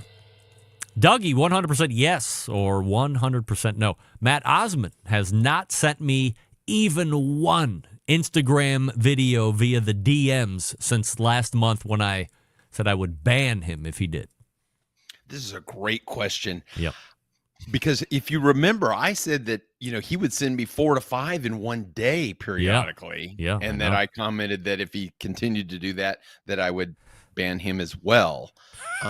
I went and looked, and since last time, he's only sent me 4 total. Wow. So I'm going to say that he has the fortitude to not have sent you any. So all right. Yes. Going. Oh, I'm sorry. Going yes. I'm going. Right. Yeah, he is not sent you. So he has not sent you. Yes, I'm going yes. All right. Matt, we'll hold you. Well, maybe I want to. I'm just going to answer. I'm going to answer. I'm going to answer. After threatening Matt Osman that I would ban him, Matt has not sent me any Instagram video. He has not. I can't believe it. This is now, awesome. Look, in truth, there were like maybe one or two things that had something to do with the show. It wasn't him just regurgitating the shares as he had been for like well over a year. And I had reached my limit. Like, I got to shut a little kid down here. All right, so the question goes to Matt, so we know what the answer is. The question is this, Matt. How hard is it for you not to see something and then just puke it right back to me privately? Very, actually, and you have no idea how many times I hit the emblem, and I was like, oh, wait, and I deselect, and I'm like, but maybe, and I was like, nope, just don't. Wow. Look at you. Real live adult listening and not executing. Sometimes, like, there's been plenty of times when I've written a whole email to get it out of my system, knowing full well I'm not going to send that email. But I get it out of me, and then I hit delete and move on with my life because it feels like it was a cathartic move on my part, getting it all that ickiness out of me, but I never really send it. So you hitting the share button is probably cathartic in a way, and then you realize I'm really not going to share this. And by the way, kudos to you for not doing it. Yes. I feel like I like you a little bit more because you've been able to exercise self-control in that right, and I certainly appreciate it because, man, oh, man, it was highly annoying. So let's go to Matt. Matt, 100% yes or 100% no. You would pay to have a company clean your grills every so often versus doing it yourself? Grills being plural, naturally. Sure. 100% yes. 100% yes. All right. Doug, you would pay a company to clean your grills every so often versus doing it yourself? Not just no, but no way in hell am I paying someone to clean my grill. No. I'm with Doug. No. I have not made it to that point in my life where I will not clean my grills. I did have officially unofficial embedded correspondent of Colorado, Dennis Busso, send me a note a couple weeks ago saying, hey, I just hired a couple guys over in Denver area, come out, clean my 48-inch Twin Eagles grill. Took them 2 hours. They broke it all the way down. They spit shined the whole thing, cleaned every nook and cranny of it, and $250 later, he's a winner. And I'm thinking to myself, well, guy knows ROI. He knows what he doesn't want to do with his time, finds where that money is better placed, what happens to be with a local company to clean that grill, and he found the value in that. There's still something that I like about taking the grill cover off, unassembling the grill, cleaning all the ports and whatnot, and getting it to as close to brand new as possible. I'm not like the guy that's going to try and get it spit shine back, but cleaning it out to make sure it's safe and not burning poorly or anything. If I got to make a little Venturi adjustment on the gas grill, happy to do that as well. Doug, why do you do it? Why do I do it? Because I have OCD tendencies and I've got to clean my grill, and it would be terrible to think that I'm paying somebody else, paying them good money to clean something that I can freaking clean with my own two hands, and I should be. Now, I think I heard Matt say, what did you say, Matt? Oh, he would like to hear what Sam, the cooking guy, the guy that has the Benji, bedspread and gets up every morning pushing the Benjis off, would he do it? Would he hire somebody? Yes, that's a good question, Matt. Good question. I think I can answer that. I believe, yes. The answer is yes, he does do that. Okay. He has a service show up and services grills every so often. All right. Let's break here. Let me do a last piece of business. We'll come back and get through the rest of these 100% Assurity questions, and we'll go from there. We have Doug from Texas. We have Matt from Tennessee. And we are short a Jon Solberg and a Rusty Monson. I fear that Rusty, well, I want to believe in my heart he's just waiting for next Tuesday. He's gotten too busy, and he has finally forgotten to show up for the show. That's my fear. My hope is that he just thinks it's next week, but my fear is he's gotten too busy, and now we're on the back burner. By the way, Doug, I have a follow-up question for you with your OCD tendencies and cleanings of grills. Hey, for 17 years, Green Mountain Grills has brought the smoke to the competition scene and the backyards all over the world. Their Venturi-style firebox, the cleanest 150-degree smoke in the pellet game. Their new redesigned 2025 Prime 2.0 grills blend the proven technology of the past with the technology of the future. Green Mountain Grill, the original innovator in all things Wi-Fi, continuing to give the user granular options to control your grill in any environment and from anywhere. Green Mountain Grill also leading the pack in accessory creation, from their pizza attachment that delivers pizza in 2 minutes to rotisseries to add-on side burners. Check out the new 2.0 Green Mountain Grill Prime at greenmountaingrills.com. That's greenmountaingrills.com. We are back with Doug. We are back with Matt right after this. Stick around. Be right back. You're listening to the BBQ Central Show.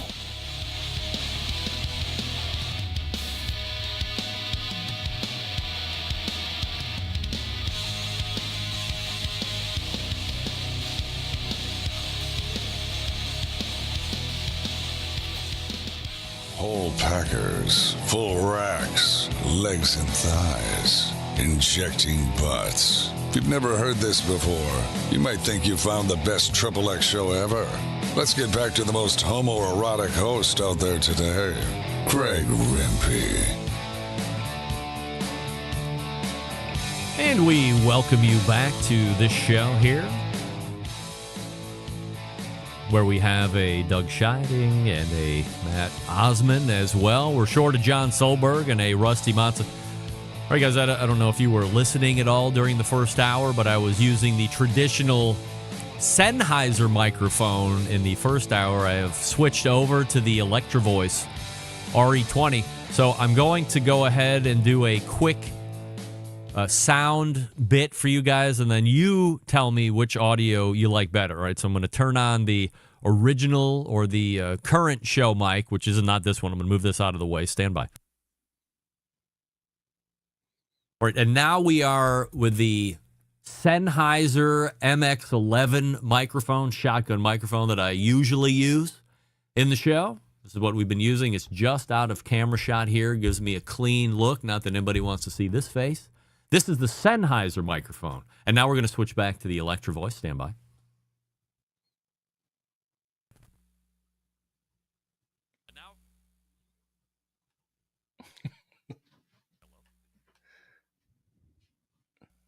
Well, it's an easy choice so far.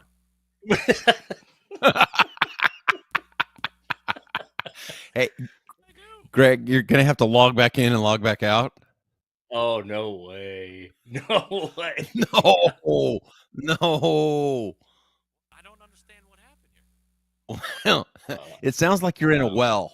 I don't know what happened here. Oh, there you go. No, there that's not it. That's not it. Oh, that's okay.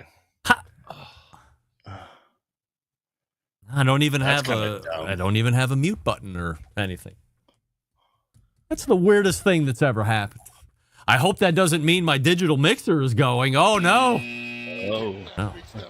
Well, Doug, you'll have to go back and listen to the opening part until this very part of the second hour where you can hear the difference. And not that it matters, because if that mic doesn't work anymore, even if you like that other one, it appears I'm screwed to some degree.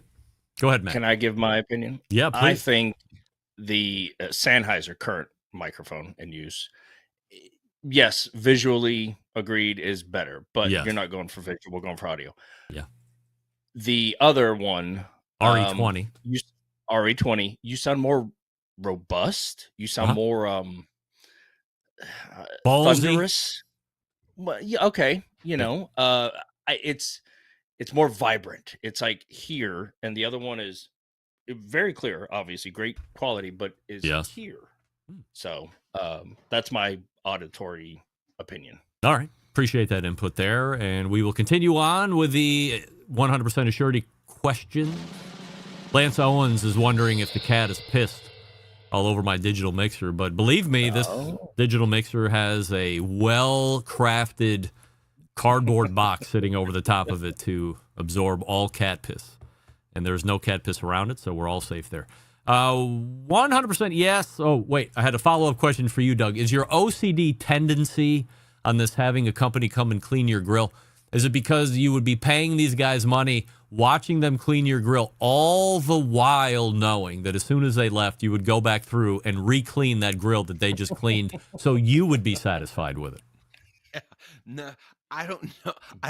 I hope I wouldn't do that, but I would definitely check to see how well they did clean it. Yes, I would. All right. Fair enough.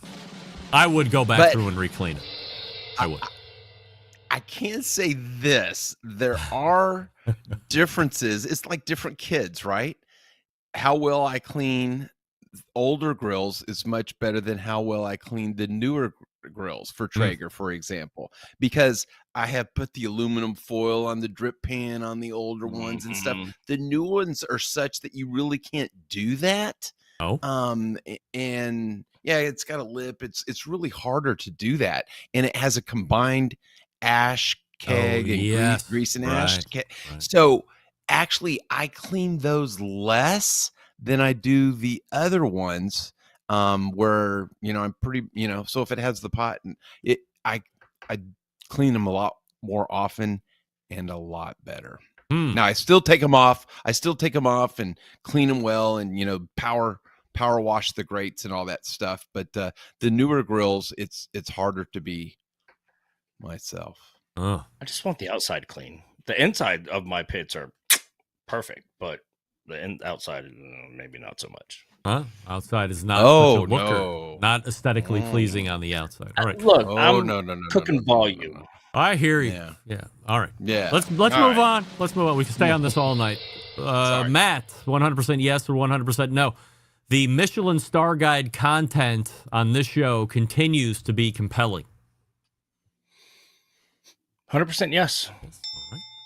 Doug, Michelin Star Guide content on this show continues to be compelling. As a foodie, I have to say yes. Yes? What about as a listener? As a listener, I might be a little tired if I was just an average listener. But in fact, when I saw MSG, I thought it was the monosodium glutamate. So I was like, MSG. I'm like, what the hell is he talking about? But anyway, so I was like, I don't remember hearing that.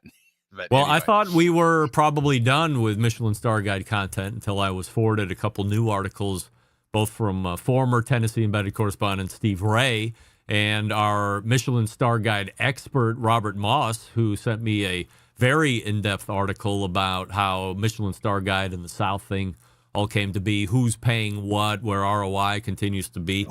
And we'll probably end up talking about that in a couple weeks. So I hate to say there's going to be more Michelin Star Guide content, but guess what? There's going to be more Michelin Star Guide content coming up in May, so stay tuned for that. And like by the way, I think it's compelling. So, no, I'm interested. I'm interested. It's like the KCBS scoring error problem. It just keeps giving. The content farm that just keeps on giving. I love it. All right, Matt, back to you. 100% yes or 100% no. You will go to a recently awarded and or announced Michelin star restaurant in 2025. 100% no. Doug, you will go to a recently awarded Michelin star restaurant in 2025.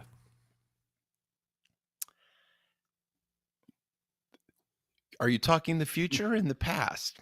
The answer is yes. I just went to one a week ago Friday. Yes. Where did you go? Yes, 2 weeks.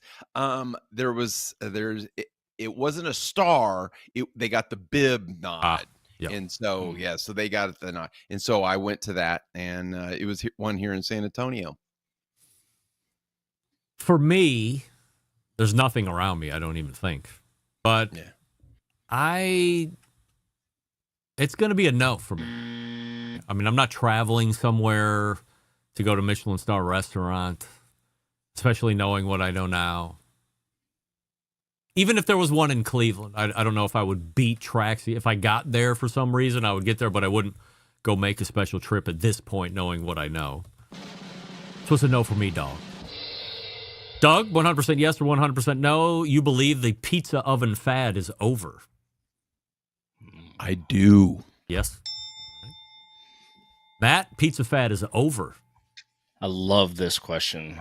100% yes. And thank you. Oh. Well, this is a tough one for me. I want to be unanimous for the second time here this evening. It's a really good question. So here's what I think. I don't think the pizza fad is over. What I think is over is the amount of ovens that you're going to be seeing coming to market. I think that the pizza oven fad, as far as people wanting to own one and using it, making their pizzas, that's going to remain popular probably for the next handful of years. But I think we're going to see a lot less pizza ovens from a choice standpoint coming, and we might start seeing other barbecue or other pizza ovens starting to buy up the smaller, growingly unsuccessful pizza oven companies and doing something with those. Go ahead, Matt. If I'm not mistaken, in a past lifetime, Rusty, in a previous podcast, had a guest on who there was going to be a pizza, like a SCA of pizzas, if I'm not mistaken. Yeah, right. The pizza competition circuit. Did that go, I didn't do my due diligence, but did that take off? Never got off the ground, really. Okay. I think if that it would have probably skyrocketed, right? I mean, more than it did. But yeah, I think it's old news now. By the way, that's a Doug Scheiding question. In case you're wondering why everybody's saying, what a great question this is. Nobody knew that, but Matt didn't know that. Maybe. Yeah. 100% yes or 100% no. Matt, the griddle market will continue to be hot the rest of 2025. Based off a previous piece of media, 100% yes. Yes. Right. Doug, the griddle market will continue to be hot the rest of the year. I think so, because we were actually talking about griddles tonight at dinner. Really? Yeah. Top men and women in the industry talking about griddles. That makes me want to rethink my answer. I was going to go with a hot no. All right, I'll buy in. I'm going to go yes. They will remain hot the rest of 2025, but I believe by the end of 2025, we're going to be tailing considerably. 100% yes or 100% no. Matt? The best griddle innovation to date is the pre-seasoned griddle plate that Weber manufactures. That's a tough one. 100% no. It's a great question, by the way. Doug, 100% yes or 100% no. The best griddle innovation to date is the pre-seasoned griddle plate that Weber manufactures. I haven't seen it. I've just heard about it. I'm going to say no, because I won't even say what I think is the best. I'm here to tell you, without a shadow of a doubt, as Matt would say, 1,000,000,000% yes. Weber's preseason griddle plate is the best thing that has happened to griddle anything. I have it, so I got a full-size slate a week ago. I had the travel size, whatever the hell the nickname was, for 4 or 5 months before that, right before winter hit. And I used the travel one a few times. Didn't really have the balls that I wanted, so I didn't really use it that much. But the slate is absolutely as built. And to be able to build that thing and go do a quick burnout, because my OCD, of course, doesn't say I need to do that, but I got to do it. But outside of that, I'm not spending hours burning the griddle top in, seasoning the griddle top in like you have to do with every other one. This thing is ready to go. I left it out uncovered with the top up, knowing it was going to rain over the night that I used it. Came back out the next morning, not even a hint of surface rust. This thing is a game changer. I think everybody is going to be after Weber on trying to buy in or license whatever the hell they're doing to their griddle top, because this thing is magic. And I have a smaller one that is completely left uncovered for months now. No rust at all. It's a game changer. I think it's the best innovation that we've seen on a griddle to date. Go ahead, Matt.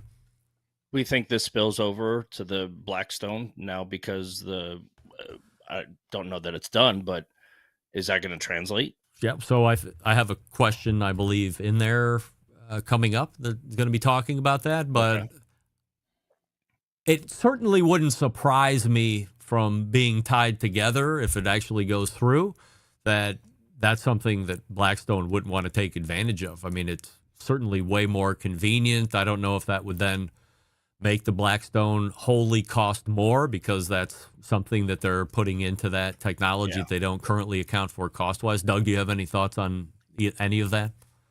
Is it like the new, let's say, the Yeti cast iron, the Fredericksburg cast iron that's almost honed and you don't really have to do anything to it? I mean, is it kind of like that? Like it comes out of the box, it is straight up jet black, like you had burned it in like a champion, edge to edge, side to side, just shiny. A slight, not shiny, but like a little bit of a, I'm going to say sheen, but maybe not even a sheen, just something enough to let you know that something's hanging out there. Been done. But when you burn it in, it's straight up matte black, ready to go. It's great. So great. So I wouldn't be surprised to see Blackstone incorporate it. Also, it wouldn't surprise me if they also stayed away from it just as a separator. So 100% yes or 100% no. Doug, you're shocked that Dr. Barbecue jumped in bed with an African charcoal company. The answer's no. Matt, you're shocked that Dr. Barbecue has jumped in bed with African charcoal company. Surprisingly, 100% yes. I mean, the answer is surprisingly 100% no. I mean, if you know Dr. Barbecue, that guy has not met a sponsorship deal that he wouldn't entertain or possibly take. By the way, you're looking at a guy who loves money, and I have entertained most sponsorships that have come my way. I haven't said yes to everything. Likewise, Dr. Barbecue hasn't said yes to everything, but certainly not a surprise to me. If he believes in the product, he thinks he can get behind it and help the product move forward. Ray is a champion of anything new or proven in the world of barbecue, so it doesn't surprise me at all. 100% yes or 100% no. Doug, the ranch kettle is making a comeback in 2025. I think, yes, it should. Matt, the Weber Ranch kettle is making a comeback in 2025. Before I answer, why do these type of questions get snickers and the other ones are, oh, that's fantastic, amazing question, very, very predominant. I'll let you guess whose is who. 100% yes. Gang, I hate to be the dissenter here. But in order to have a comeback, that means you had to have had a lion's share of the market. The answer is no. It can't have a comeback because it never was at the top of anything. It was always huge. It was always expensive. It was always one that everybody wanted to have, and zero people ever went out to bought except Steven Reichlin and I think Michael Simon, who will be on the show in a few short weeks. That doesn't make a comeback. So the answer is no, and be real with yourselves for crying out loud. All right, let's go back to Doug. 100% yes or 100% no. The Weber Blackstone deal still not being closed here in April makes you think the deal won't close. Come on. Remember when we went through this question last time, I said, it ain't over till it's over, and I don't think it's over. So I'm going to go. Yeah, I don't think we'll close. I'm going to go, it will not close. Matt? It hasn't closed yet, which makes you think this deal won't close. 100% no. We've all had corporate jobs. Analysis paralysis and bean counters involved takes forever. Man, I agree with Doug. Time kills deals. Yes, exactly. By the way, Matt, Doug and I are like real salesmen, so we know time kills deals. No offense. Whoa. ABC, baby. Whoa. I've sold before. You sell every day that barbecue, buddy. Don't worry about it. 100% yes or 100% no. Matt, smash burgers are the best burgers. 100% no. No. Mm-mm. Doug, smash burgers are the best burgers. This is a good question as well, because it definitely makes you think. But in the end, you just have to say yes. And by the way, in the end, the correct answer is yes. Smash burgers are the best burgers. I just had some. I can't get enough of them. I could eat them every day of the week. I can't eat regular burgers every day of the week. I can eat smash burgers every day of the week, twice on Sunday, maybe 3 times. They're fucking great. I don't deny it, but the best burger is a smash burger. Like a 3rd pound juicy dip with the egg and man. I get it. I mean, I love Au Cheval burger like the next guy. I'd probably love a Red Hook Tavern burger from Billy Durney like the next guy. But smash burgers, I would go, having never been to Red Hook Tavern before, I would rather go to George Motz's house and have him make me a smash burger, sans onions, of course, than go to the Red Hook Tavern and get the Bill Durney burger. That's just me. 100% yes or 100% no? Matt, getting basted will win the Memphis in May 2025 championship, not Blues Hog. 100% no. Doug, Brad wins over Tim. I say yes. He's getting in the goat herd territory. If I'm picking between the two, I don't know how anybody could pick against Brad Leininger. I mean, that guy just goes and wins. Jeremy Garrett was just talking about how he showed up out in Vermont or wherever the hell he was in a campground, and he won first place one day, second place the next day. I mean, that's a pretty good 24 hours. And he's team of the year again. I love me some Tim like the next guy, but I don't know how you can bet against Brad. All right, let's do this. This isn't a question, but we'll go back around the dais real quick. You would take Brad Leininger over the field in Memphis in May, Doug? Oh, that's a good question, because there's a little bit of politics that's going on over there, allegedly. Yeah. Brad Leininger or the field? I would say no. No. Matt, you take Brad Leininger over the field in Memphis in May. All respect to Brad. You can't. No, 100% no. By the way, it's unanimous. It's a no for me too, Doc. I want to say yes. I mean, I would secretly place $1,000 on him to win, not tell anybody if I lost, especially. But there are some things that are happening over there. All right, 100% yes or 100% no. Doug, golf sucks. No, it is one of the most relaxing sports next to barbecue.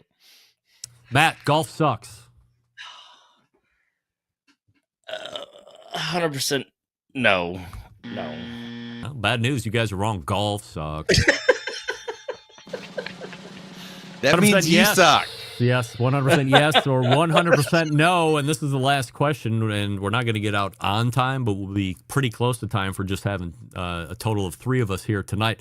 100% yes or 100% no. Doug, so far, the worst name for Greg and Sam's new podcast is Barbecue and the Jew. As my wife says, I live in a cave. I haven't heard of any other ones, so this is the only one I've heard of. So yes, it's the best and the worst. Matt, 100% yes or 100% no. So far, the worst name for Greg and Sam's new podcast is Barbecue and the Jew. Not to be confused with the new TV show coming out on Netflix, which is called Barbecue and the Jew. Oh, what? Is that for real? No, that's not for real. Oh, but 100% yes, that's the worst. So by far. the way, I echo with Matt, that is the worst. 100%. And just in case you were wondering, there is 0 podcast with me and Sam coming out separately from whatever we're doing here on this show. All right, we got some moments of promotion. Go ahead, Doug. Who suggested that name? Come forward. Oh. Okay. Doug, we have some time for promotion here this evening. What are we promoting outside of the Shields? Okay, well, if you heard my show last week, I allowed Jeff to be on the show, kicked Lynn off the show, and we interviewed Fred Robles. Wow. Awesome. Thank God we're 50% of the way to getting the dead weight off of baseball and BBQ or barbecue, it's almost done. Depending on how you House say it. cleaning. Thank God. Has started. Way to take control and dominate that show, Doug. All right, well, this isn't a question. Matt, what are we promoting tonight before we go? 2.5 quick things. One, Blinky's Offset World Headquarters is underway. We are waiting on one last permit to get going. Nice. Next, I will see anybody in South Haven, Mississippi at the Spring Fest, cooking KCBS and with Old Burger Bear, MBN, doing a couple of ancillaries as well. Nice. And lastly, check out Best Moments of the BBQ Central Show in 10 minutes or less this Friday. Yes, where you will hear my conversation with a Fred Robles, believe it or not. Oh, Kismet from back in, I believe, 2016. Nice. So there they are. It's Doug Scheiding right here, the longest-running embedded correspondent from Texas. And then right there is Matt Osman from Tennessee. Boys, appreciate it, and we will see you again the next month. There they go. We'll have to check in and see whatever happened to Rusty and John, and then now I gotta see what the hell happened with his microphone. Check 1, 2. Now you gotta be kidding me, right? You gotta be kidding me. Hold on a second. Doug, you still there? Yes. All right. Yes, I'm still here. Stand by.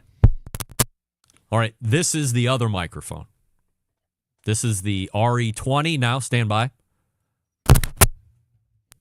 This is the other microphone that I was just using for the embedded correspondence segment that Matt said I sounded a little thin on. Now we'll go back to the other one. Forgive the sound here. Now we're back to the RE20, the one that you see in front of my face right now. Which one do you think is better? From an overall standpoint, yes. I think you're higher in the first one, but you sound deeper and more full in the second one. As a listener, which one would you rather hear all the time? It is going to show my age. Yes. You sound like the old radio DJs, so yeah. So I kind of like that, you know. Who was it? What was it? Wolfgang? Wolfman Jack? Wolfman Jack. It brings me back memories of Wolfman Jack. All right. And kind of the deep voice. So we might go back to this one. We'll try it out for a month. We'll run it until the next embedded correspondent, and of course we'll see if John shows back up. We'll see what the audiophile John thinks as we move forward. John is going to be hurt that he was not here tonight. I know. So I'll reach out. I hope make he's sure okay. he's all right. I got hope it. He's okay. All right, enjoy Shields, Doug. Take care, and it's Doug Scheiding right there. I don't know why my microphone cut out for no good reason, but hey, that's what happens when you live in the big time. Let me get all my ducks in a row here, and we'll make ways to get out all the way back in the first hour. It was a Jeremy Jarrett, and that's the GARRETT. Jeremy Jarrett. GrandAmUSA.com is the website. Check him out there. He will also be available for consulting if you're looking to get your own contest off the ground. Pay him money, and he will try and help you make your initiative a success. Then in the second hour, it was the embedded correspondents, Doug Scheiding and Matt Osman. We were down 50% as usual with a missing Jon Solberg and a missing Rusty Monson, where I think they're thinking it's actually next week, but that's the bonus 5th week. And as we all know, embedded correspondence, the 4th Tuesday of every month in the second hour. We'll clarify all that, and we'll pick you back up as we head into the bonus week next week. Don't forget, Jess Pryles will be on the show 9/14 next week. And big show planned otherwise. So how do I always leave you? September 11th, 2001. I will never forget. And until next Tuesday at 9 p.m. Eastern, this is your program host and proud U.S. American Greg Rempe saying, Shabon!